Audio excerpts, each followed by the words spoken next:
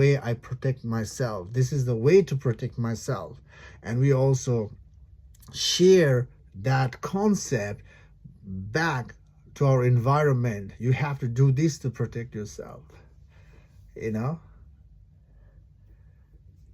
Yes, in the outer world, in a relative sense, yes, you have to have the relative truth coming in to create the healthy flow, but still we don't have to create that sealed.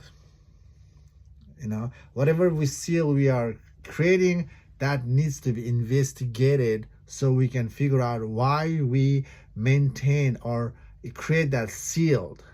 To protect myself. Protecting from what, right? We have to look into that.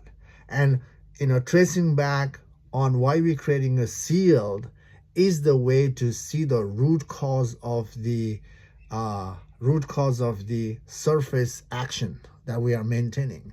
And the root cause itself is the ingrained belief, ingrained preference at the bottom, because of the experience, whatever the experience that was not good in our lives, that not good experience create the idea that I need to have certain thing going on to protect myself. So we have that ingrained belief, and that belief itself is what?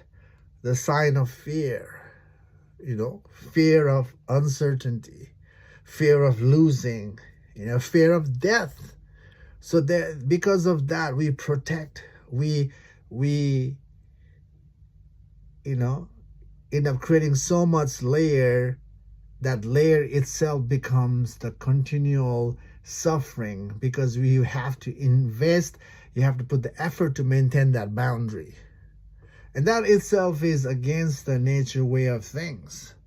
You can step back from it, but you don't have to create the boundary to make a seal. And especially when it comes to spiritual freedom, you can't have that. Having that layer itself is, a blockage to figure out the truth of who you are. All layer must go. All the layers that we are maintaining is the act of ego. The ego self is coming out to protect the kingdom we have created, and that itself is